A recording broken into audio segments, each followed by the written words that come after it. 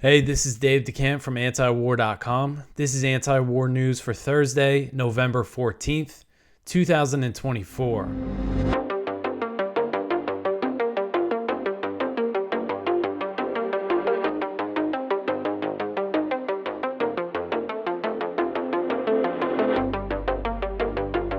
All right, the first story at the top of antiwar.com today. Israel is planning to stay in Gaza through 2025.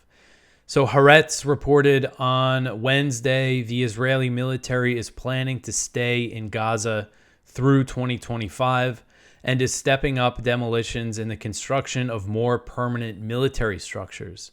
So there is a significant portion of Gaza's territory that is already under the control of the Israeli military. And in these areas, the IDF has been destroying every building in sight and establishing military outposts. And that includes the Netzarim corridor, which is a strip of land that separates northern Gaza from the rest of the strip. And according to this Haaretz report, the Netzarim corridor is currently 5 to 6 kilometers wide and about 9 kilometers long. So this is a big area, and the Israeli military is working to expand it even more. So this is where, one of these places where they've really been building military bases and everything. So one Israeli combat soldier said, quote, "Today, when you stand on the road in some places, you can no longer see any houses," end quote. And he's talking about this Netzarim corridor. And you could see the map here from this report. It shows the areas that the Israeli military controls. You see the Netzarim corridor, and that separates Gaza City and other cities in the north from the rest of the strip. And then they have this buffer zone around the border that cuts in about 1 kilometer into Gaza's territory. Also the Philadelphia corridor, which is on the Gaza-Egypt border. Israel has done similar things there. They've destroyed entire neighborhoods in that area, completely flattened it. And this gives you a good idea, this map of the ethnic cleansing campaign in northern Gaza. You see Jabalia, Beit Lahia, and Beit Hanun are separated from Gaza City. There's a checkpoint, an Israeli-controlled checkpoint that the Palestinians have to cross through. I imagine, it's already happening, that they're demolishing buildings in Beit Lahia and Jabalia, that they want to do, what they've done in the Netzarim corridor in this portion of northern Gaza. And then I think Gaza City would be next. I think that's what they have in mind. So this area, the Netzarim corridor, the Philadelphia corridor, and the buffer zone is about 26% of Gaza's territory that is already under the Israeli control and completely demolished. And then, you add that other part of the north, there's more territory there. And this, of course, is going to lead or can lead to the establishment of Jewish settlements in Gaza. And that is what an Israeli officer speaking to Haaretz essentially said. The officer said, quote, "When you see the roads being paved here, it's clear that this is not intended for the ground maneuvers or for raids by the troops into various places. These roads lead, among other places, to the places from which some of the settlements were removed. I don't know of any intent to rebuild them. That isn't something we're told explicitly, but everyone understands where this is going," end quote. And so the Netzarim corridor, there used to be the Netzarim settlement. It was one of the settlements that the Israelis had in Gaza before the disengagement in 2005. So, this is very much going in that direction of the settlements being established, which is supported by many members of the Israeli government. All right, so the next one here, Israeli forces kill 47 Palestinians in Gaza over 24 hours. So still the slaughter continues, very heavy violence in Gaza every single day. Gaza's health ministry said Wednesday that Israeli attacks killed at least 47 Palestinians and wounded another 182 over the previous 24-hour period, as Israeli strikes continued to pound targets across the strip. Strikes were reported across Gaza, including an attack on a house in Jabalia in the north that killed at least 10, including children. Another Israeli strike targeted the so-called safe zone in al-Mawasi in the south, killing at least 8 Palestinians. An Israeli attack hit a tent camp in Gaza's Deir el-Balah, but the number of casualties in that attack is unclear. You see the aftermath here of this tent camp, what it looks like after the strike. Also, an attack in Khan Yunis killed 8 Palestinians. So just across Gaza, the strikes continue. And Israeli forces in North Gaza continue to carry out this ethnic cleansing campaign. And there was more strikes near the Kamal Adwan Hospital in Beit Lahia that has come under constant attack by the Israeli military. And according to Reuters, Israeli forces in Beit Hanun deepened their incursion and forced more Palestinian civilians to flee the area through an Israeli checkpoint. Residents said that men were held and questioned, while women and children were forced to travel to Gaza City. I mean, imagine being in this situation and being separated from your family like that. This was a resident of Beit Lahia told Reuters, quote, "The scenes of the 1948 catastrophe are being repeated. Israel is repeating its massacres, displacement, and destruction. North Gaza is being turned into a large buffer zone.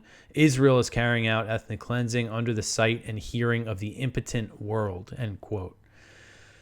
And the U.S. continues to fund this slaughter, this ethnic cleansing campaign that's happening, completely being enabled by the U.S. government.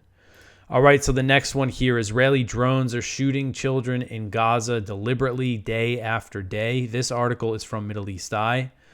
So a retired NHS surgeon who recently returned from working at a hospital in Gaza said he treated children day after day after day who had been deliberately targeted by Israeli drones following bomb attacks.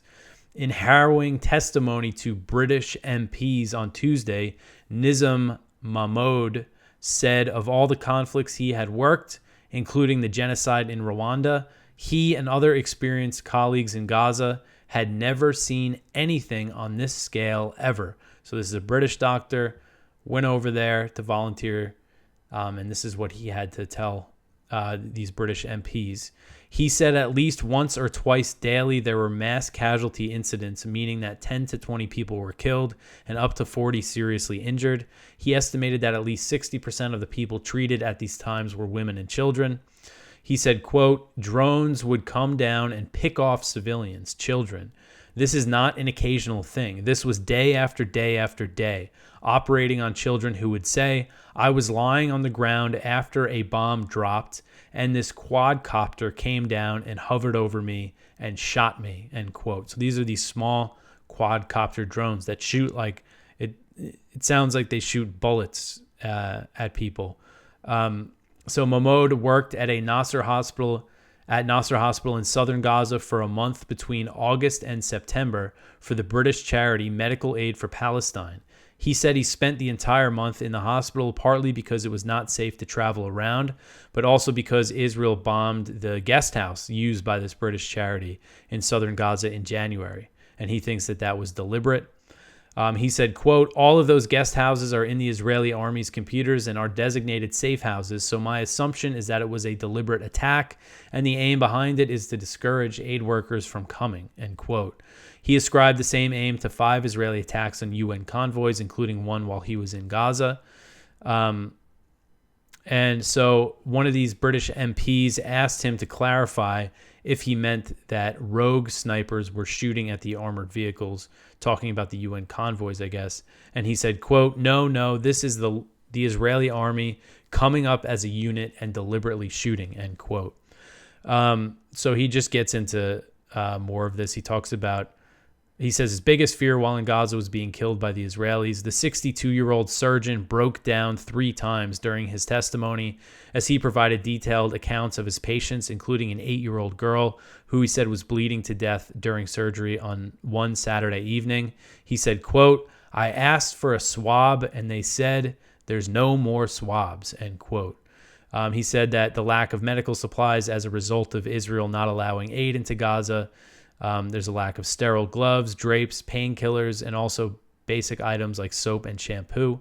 So just another horrific account from a foreign doctor who went to volunteer in Gaza. You'd think these testimonies would change something. All right, so the next one here, Biden dismisses journalists' question on deal for Gaza captives. This article is from Al Jazeera. So Biden met with Israel's President Herzog on, I think this was on Tuesday.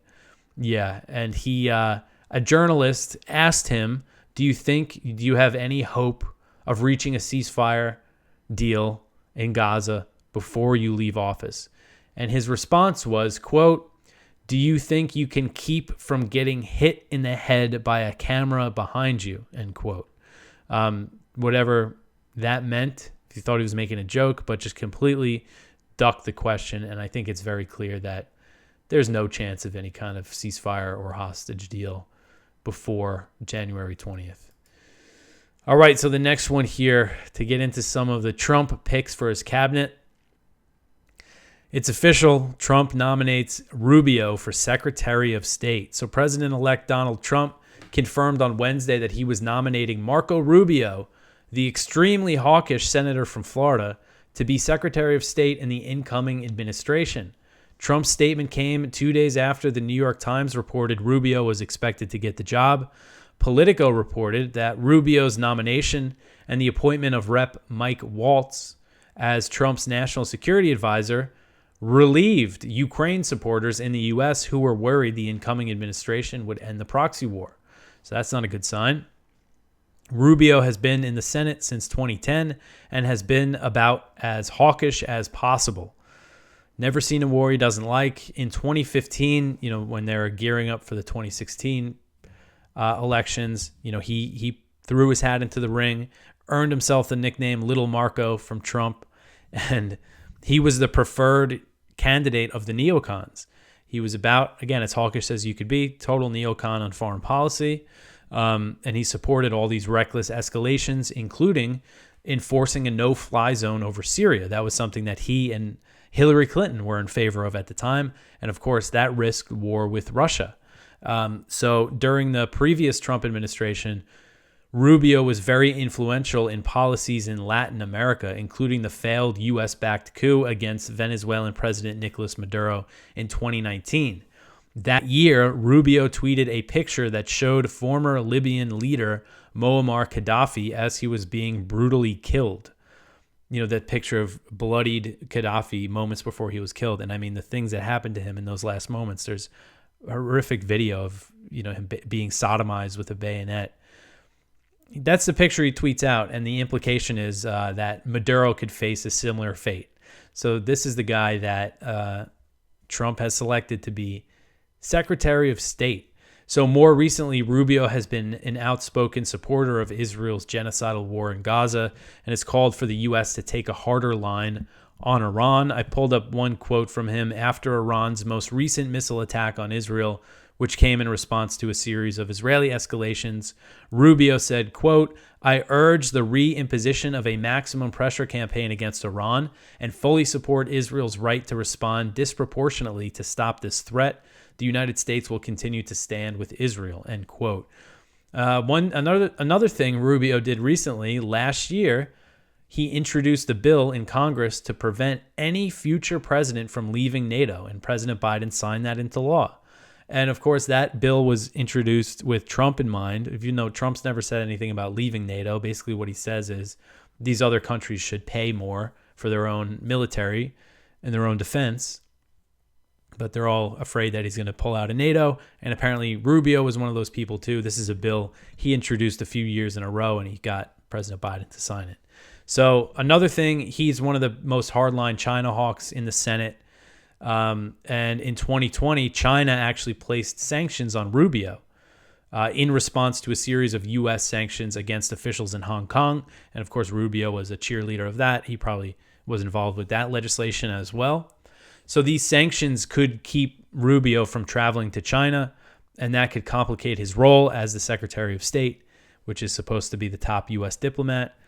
And one reason why I think China might not lift the sanctions is that in 2023, China appointed a defense minister who was under U.S. sanctions, and they wanted the U.S. to lift those sanctions as a prerequisite for a meeting between Lloyd Austin and their Chinese defense minister, and the U.S. refused. So, I mean, that was the Biden administration, but still. So the sanctions could impede things. I know Victoria Nuland was under Russian sanctions that they lifted at one point, so she could go to Russia. But again, just Rubio, I mean, just a bad sign here. Again, about as hawkish as you can get. And, this is who's going to be replacing Antony Blinken, who I think, I used to think Mike Pompeo was the worst Secretary of State of all time. But then Antony Blinken came in, and he's just abysmal. So we'll see if Rubio's as bad as Blinken. I have a feeling he's going to be. All right, so the next one here, Trump picks Tulsi Gabbard for the Director of National Intelligence. So this is a much better pick. President-elect Donald Trump announced Wednesday that he selected former Hawaii Congresswoman Lieutenant Colonel Tulsi Gabbard to be his Director of National Intelligence, the DNI. So Gabbard, a member of the National Guard, was in Congress from 2013 to 2021. A former Democrat, she recently announced she was joining the Republican Party and endorsed Trump in his race against Vice President Kamala Harris. Gabbard has been an opponent of U.S. involvement in the Ukraine war since Russia launched the invasion. So this is one thing that's good about her. She wrote on X, this is February 23rd, 2022, so the day after. She said, quote, "This war and suffering could have easily been avoided if Biden administration and NATO had simply acknowledged Russia's legitimate security concerns regarding Ukraine becoming a member of NATO, which would mean U.S. NATO forces right on Russia's border," end quote. So she had a presidential run in 2020. She was on the campaign trail in 2019. I saw her at an event in New York in 2019. And she made opposing regime change wars central to her campaign.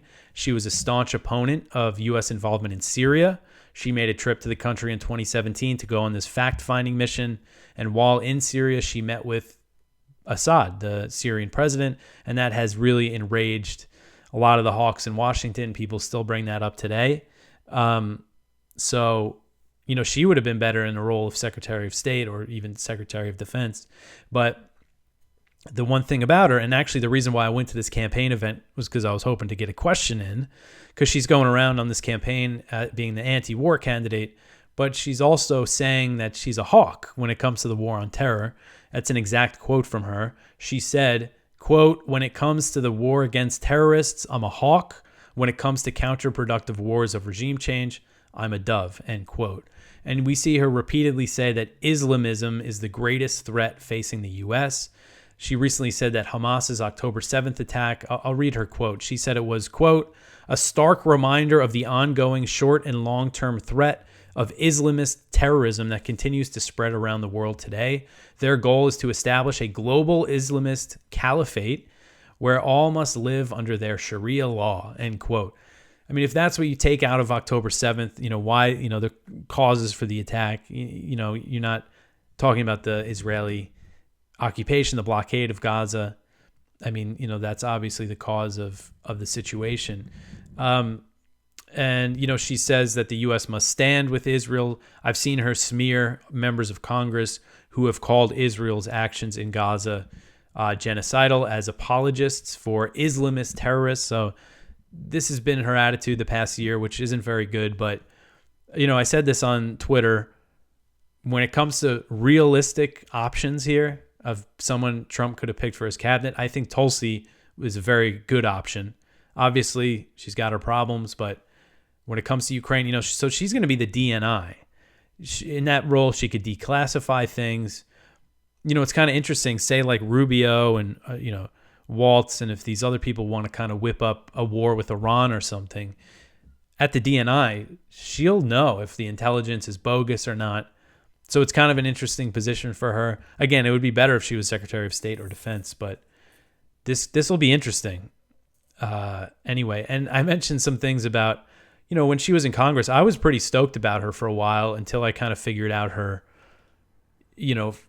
hawkishness. And one thing she did that was really bad was after when Biden was pulling out of Afghanistan and he launched that drone strike that killed 10 civilians and 7 kids, Tucker Carlson had Tulsi on his show I think he thought she was going to criticize Biden for killing all those civilians. And she just went on this rant about it, how Islamists are the biggest threat and we have to, do all this stuff. Basically, justifying that drone strike. So that was kind of crazy.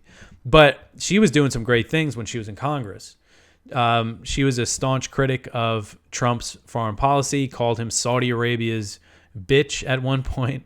She strongly opposed his support for the brutal Saudi-UAE war on Yemen, which she called genocidal. She also opposed Trump's escalations against Iran very strongly.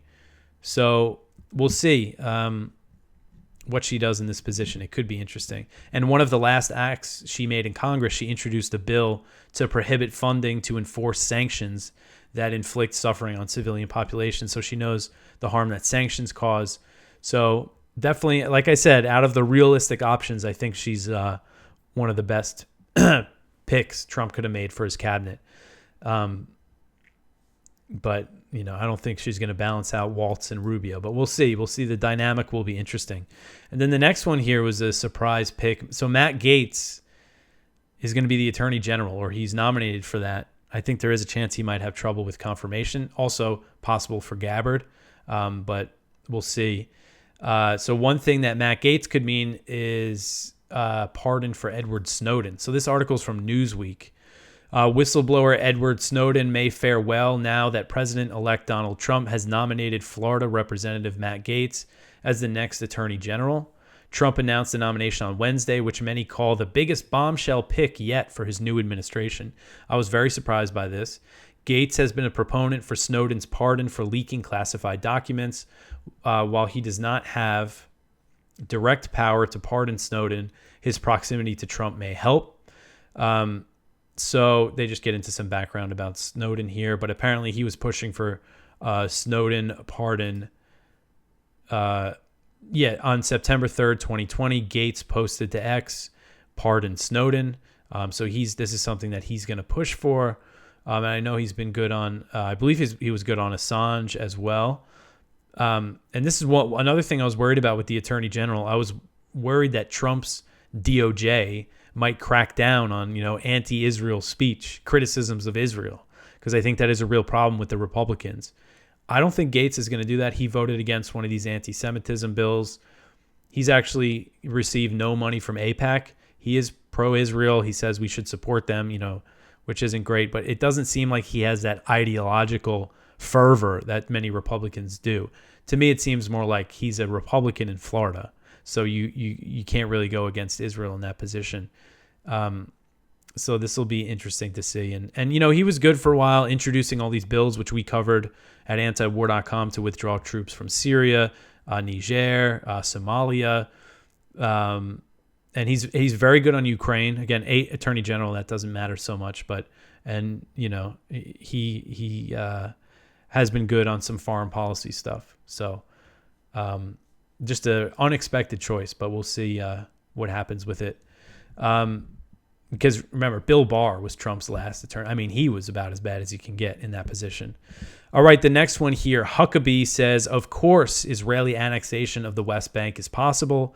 So President Trump's pick to be the U.S. ambassador to Israel, former Arkansas Governor Mike Huckabee, told Israeli media on Wednesday that full Israeli annexation of the occupied West Bank will be possible under the next Trump administration. When asked about the possibility in an interview with Israel's Army radio, Huckabee said, quote, of course, there has never been an American president that has been more helpful in securing an understanding of the sovereignty of Israel, and I fully expect that will continue, end quote. So as I mentioned yesterday, Huckabee, fervent supporter of Israel, of Israeli annexation of the West Bank. He believes God gave the land to the modern state of Israel. So not good. He was also asked about settlements in Gaza, and basically with that, he didn't commit to supporting that. He said, quote, I do not want to make any comments about policy because those won't be mine to make.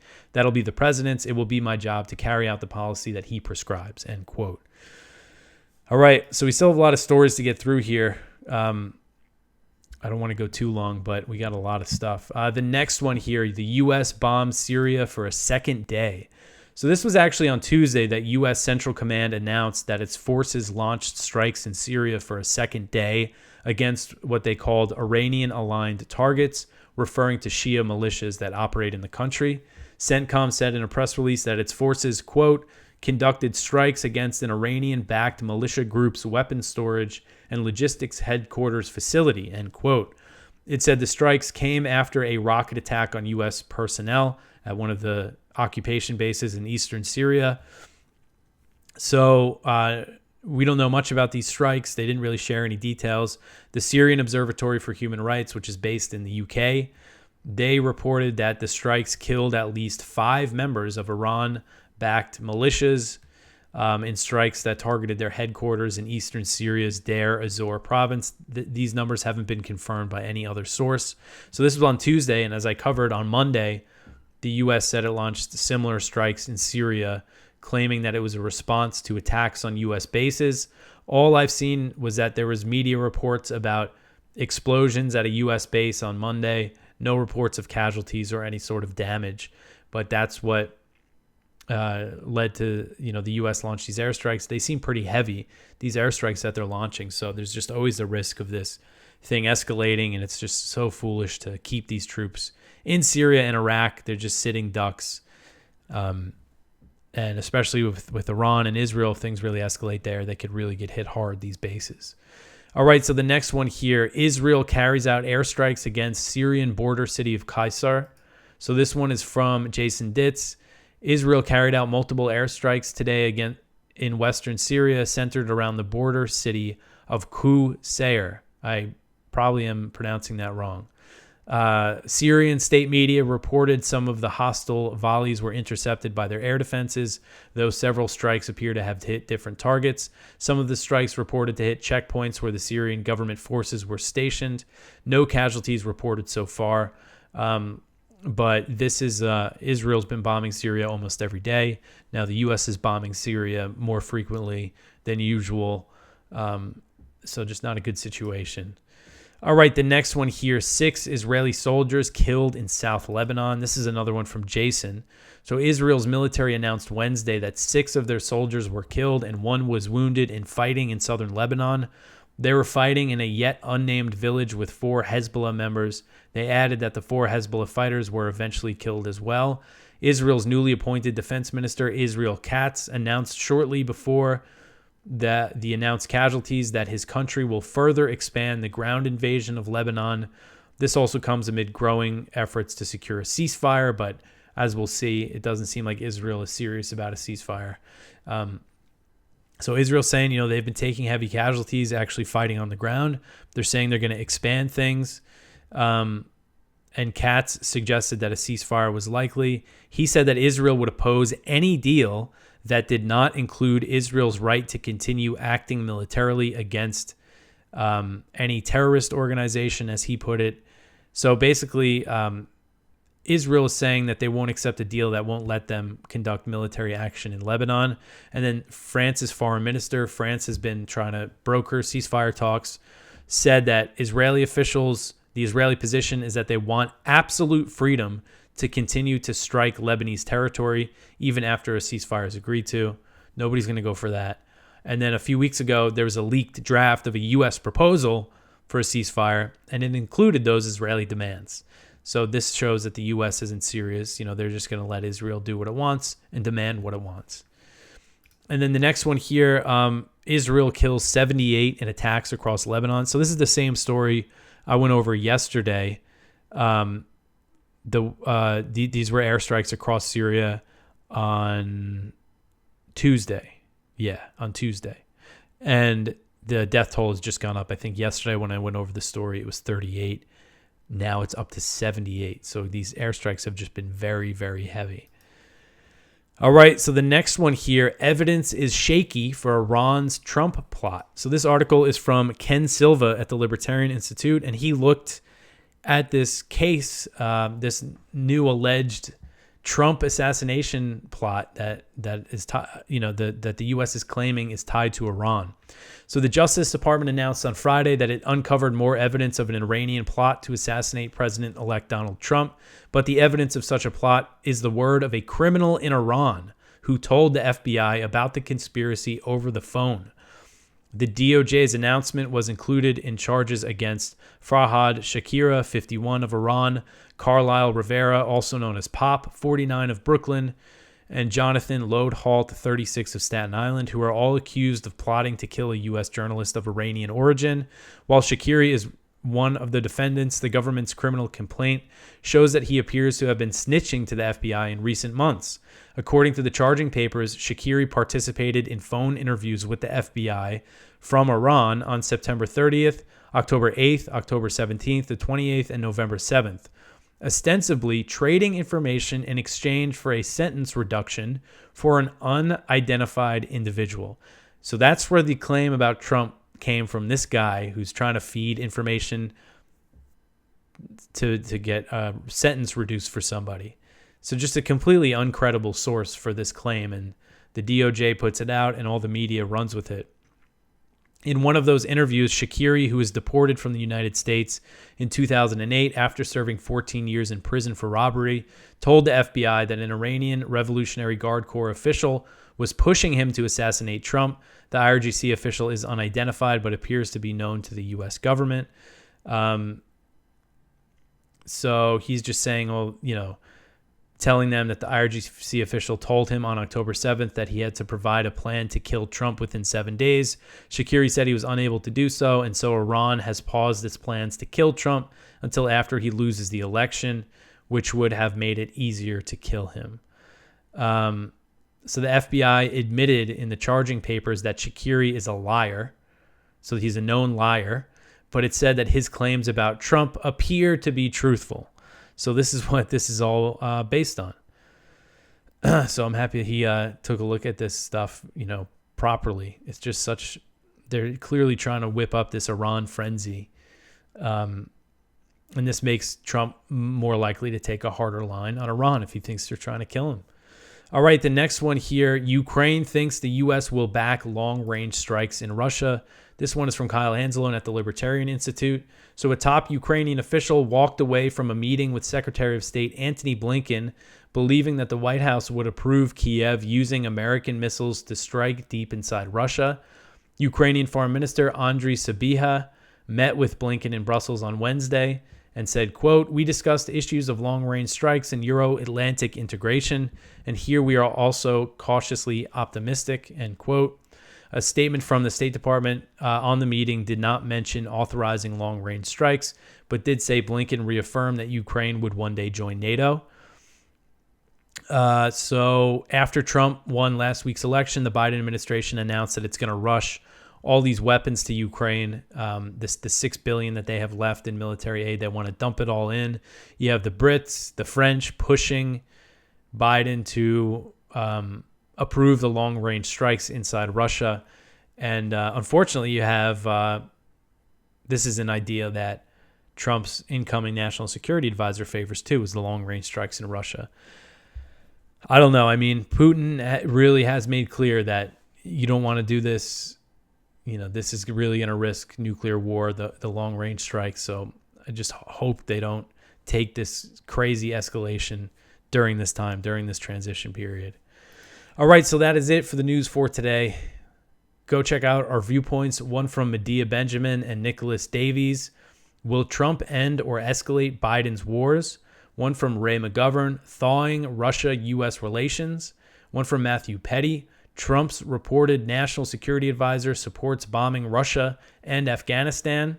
One from Ted Snyder, the political price being paid for being in the West.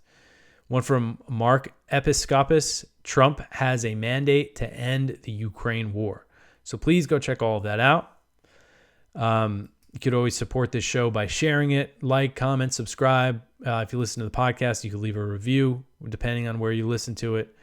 All that stuff helps out. Follow us on Twitter. Follow me on there. Follow antiwar.com. Follow antiwar.com on Instagram. Posts look really great over there. I will be back tomorrow with some more news. Thanks for listening.